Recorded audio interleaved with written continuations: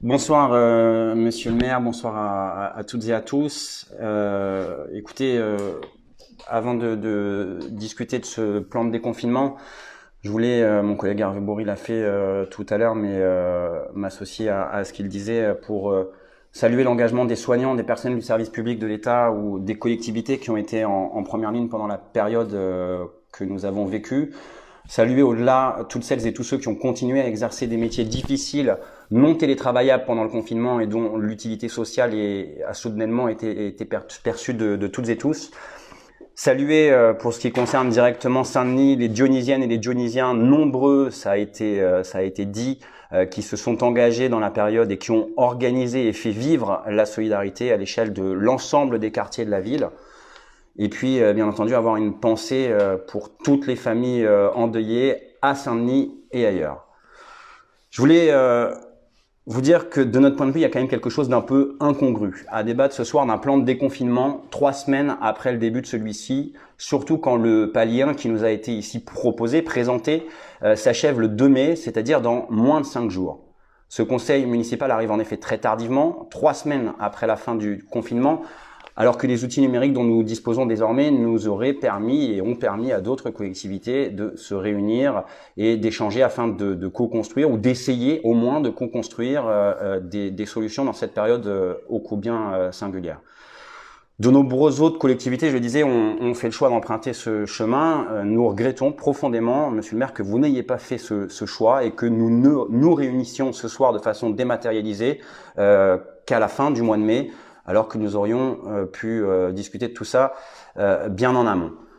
Cette crise, elle est inédite et elle aurait dû nous permettre de nous saisir d'opportunités également inédites, d'inventer des solutions inédites et des façons de les élaborer également inédites. Malheureusement, à Saint-Denis en tout cas, c'est une occasion manquée et donc plutôt que de faire appel à l'intelligence collective et à l'émanation de la souveraineté des Dionysiens, même si celle-ci sera amené à se réexprimer très prochainement et l'émanation de la souveraineté des Dionysiens, c'est nous, c'est le conseil municipal. Vous vous êtes livré, monsieur le maire, et là, de ce point de vue-là, notre sentiment élu de l'opposition est unanime à un exercice extrêmement solitaire du pouvoir. On a eu pendant cette période plus d'informations sur le Facebook personnel de Laurent Russier, le candidat, que sur le site institutionnel de la ville. J'en veux pour preuve l'annonce de la mise en place des chèques alimentaires pour les familles des enfants demi-pensionnaires sur votre Facebook personnel avant même que cette information n'ait été diffusée par les canaux institutionnels adéquats. Ce soir, vous nous demandez de prendre acte plutôt que d'essayer de co-construire, et je le disais, je le redis, nous le regrettons profondément. On a passé beaucoup de temps, c'était intéressant, et l'ensemble des interventions de vos adjoints étaient heuristiques. Vous nous demandez de prendre acte plutôt que de co-construire, et on a passé beaucoup de temps sur ce qui a été fait. On aurait dû passer ce temps, il y a quelques semaines, sur ce qu'il aurait fallu faire, et je pense qu'il y a encore beaucoup de choses à discuter sur le temps de l'été, sur lequel, monsieur le maire, vous venez de conclure, et qui doit effectivement nous appeler à mon avis, un exercice d'humilité et de co-construction auquel vous n'avez pas souhaité nous associer. Voilà, quelques commentaires évidemment maintenant sur les présentations qui ont été faites, sur le contenu, en commençant par la question de la réouverture des écoles, sur laquelle je ne vais pas m'appesantir parce que ma collègue Alice Rascoussier développera notre analyse un petit peu plus tard. Mais vous dire à l'ensemble du conseil municipal que nous sommes frappés par votre frilosité. Et là, quand je dis votre, j'ai envie de dire la vôtre, monsieur le maire, puisque sur toutes ces questions, on ne vous a entendu que vous, votre manque d'ambition éducative et le peu de volontarisme que vous mettez pour permettre au service public de jouer son rôle qui est pourtant plus que jamais déterminant dans cette période. Dire son attachement au service public en toutes circonstances, c'est bien.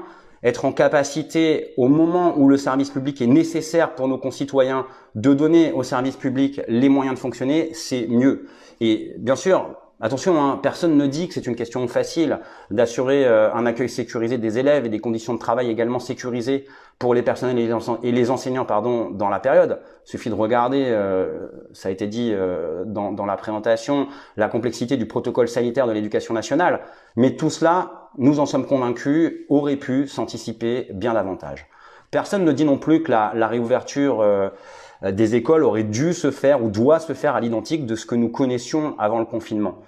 Mais pour autant, tout le monde devrait s'accorder sur la nécessité d'offrir un accueil éducatif bienveillant, un cadre collectif à un maximum d'enfants pour rompre l'isolement, favoriser les échanges, stimuler le langage, à plus forte raison dans une ville comme la nôtre où la proportion de familles allophones est bien plus conséquente qu'ailleurs. Pour certains enfants, l'école pendant 6 mois n'existera pas. En tout cas, il faudra faire le nécessaire. J'espère qu'on sera en capacité, que vous serez en capacité, puisque c'est encore vous qui êtes en responsabilité, de faire le nécessaire pour que le plus vite possible, la semaine prochaine, suite aux annonces du Premier ministre aujourd'hui, on soit en capacité d'accueillir tous ces enfants. Mais où on en est aujourd'hui, 3 semaines après le déconfinement et quelques heures donc après l'annonce du Premier ministre qui annonçait c'est facile de le dire, une réouverture de toutes les écoles pour la semaine prochaine, mais c'est bien d'avoir cette ambition et moi je pense qu'il faut tenter de la mettre en œuvre au plus vite. On en est aujourd'hui qu'on a seulement 8 groupes scolaires ouverts à Saint-Denis, avec un dispositif qui propose à de nombreux enfants déjà fragilisés par le confinement de se délocaliser loin de leur école habituelle et qui génère, c'est assez compréhensible, assez anticipable, des refus nombreux de familles qui auraient sans doute mis leurs enfants dans leur école habituelle, mais qui là ont été sans doute frileux à l'idée de les délocaliser sur des écoles, des familles dont les enfants auraient potentiellement pourtant été accueillis. Là, la semaine prochaine, les ouvertures des écoles Saint-Just et Sorano sont programmées. Et pour vous donner un exemple, en matière de délocalisation, du non-sens qui nous fait penser qu'en fait, on n'a pas pensé la réouverture des écoles en fonction de l'intérêt des enfants. On l'a pensé en fonction de l'intérêt de plein d'autres gens, mais en tout cas pas de celui des enfants.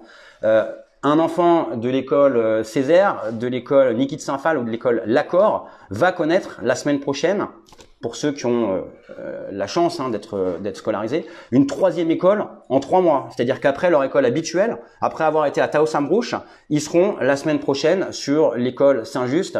Franchement, la période a déjà été très compliquée pour nos enfants. Rajouter cette complexité, cette perte de repères pour des gamins qui, je pense, pour beaucoup, les ont déjà pas mal perdus pendant le confinement. C'est, je crois, pas du tout la réponse adéquate pour ces enfants et attendue par les parents. Et ajouter à cela l'accueil très exceptionnel des enfants de maternelle qui posent de notre point de vue des questions très lourdes, notamment pour les élèves de grande section qui rentreront en CP l'an prochain, pour certains, si vous ne faites rien dans les jours qui viennent après 6 mois sans école. Et la situation dionysienne, elle est à comparer avec ce qui se fait autour de nous. À Montreuil, 30 écoles sur 42 seront réouvertes la semaine prochaine. Ils en sont un peu en deçà aujourd'hui, mais ils seront à 30 sur 42 la semaine prochaine. Plus proche de nous, à Épinay-sur-Seine, on est à 27 écoles sur 29. La Courneuve, enfin, l'intégralité des groupes scolaires qui est réouvert depuis le 14 mai. C'est-à-dire qu'il leur a fallu 3 jours après le déconfinement pour réouvrir l'ensemble de leur groupe scolaire. À Saint-Denis, de très nombreux élèves volontaires ou à besoins éducatifs réels n'ont pas de place à l'école aujourd'hui, 3 semaines après le déconfinement, et bon nombre de parents d'élèves, je suis dans ce cas, ne peuvent pas reprendre leur activité professionnelle, faute d'accueil pour leur enfant. Pourquoi est-ce qu'on en est arrivé là à Saint-Denis? Alors que presque partout ailleurs, les capacités d'accueil sont largement supérieures. 2 raisons à mon avis. Par manque d'ambition et par manque d'anticipation. Par manque d'ambition de votre part d'abord. On découvre ainsi dans le document qui a défilé là le PowerPoint juste avant, juste pendant la présentation, que l'objectif de 15% d'enfants accueillis, dont on est au demeurant à ce stade très loin, est en fait l'horizon maximal que vous fixez à échéance de fin juin. Vous assumez donc de laisser 85% d'enfants de Saint-Denis sans cadre collectif pendant près de 6 mois. Risque de décrochage scolaire, risque d'isolement et de rupture sociale. De notre point de vue, on ne peut pas regarder cette situation sans essayer de faire beaucoup plus que ce qui est fait aujourd'hui. Et puis, la deuxième raison, au-delà de ce manque d'ambition, c'est un manque d'anticipation. Emmanuel Macron, on pense ce qu'on veut de la façon dont la crise a été gérée, et je suis de ceux qui sont assez sévères à l'égard de la façon dont l'exécutif à gérer la crise sanitaire et gère la crise économique et sociale qui lui succède. Emmanuel Macron a quand même parlé le 13 avril et il a annoncé le 13 avril une réouverture progressive des écoles à partir du 11 mai. 13 avril, 11 mai, il y avait pile 4 semaines pour essayer d'anticiper, essayer de préparer un petit peu les choses. Et vous faites les chantres de la concertation. Vous faisiez écho d'ailleurs d'une concertation avec les conseils d'école. Cette concertation avec les conseils d'école, elle a eu lieu les 14 et 15 mai, c'est-à-dire plus d'un mois après l'intervention du président. Si on avait voulu, si vous aviez voulu vous donner les moyens d'ouvrir davantage de groupes scolaires, d'accueillir davantage d'enfants dans de bonnes conditions, vous auriez pu le faire bien en amont si vous aviez anticipé les choses. Du coup, on est très inquiets, nous, pour la suite, et notamment pour le temps de l'été, qu'il convient de préparer dès maintenant, en lien avec Pleine Commune, sur ses compétences. Aucune information, et c'est de ça dont il faudrait qu'on parle ce soir, sur les accueils de loisirs au mois de juillet et au mois d'août, sur les médiathèques. Il va pas simplement falloir les ouvrir sur leurs horaires habituels, mais avec tous les enfants notamment, mais pas que, qui ne partiront pas en vacances cet été. Évidemment qu'il faut avoir pour ambition une plage horaire bien plus large d'ouverture de ces médiathèques, évidemment dans le respect des consignes sanitaires et des gestes barrières. Mais enfin, si on veut les ouvrir plus largement, je crois qu'il y a un certain nombre de choses à organiser en amont. Les parcs et jardins, c'est pareil, il faudra les ouvrir plus longtemps, plus tard, plus tôt, pour permettre à tout le monde de pouvoir respirer.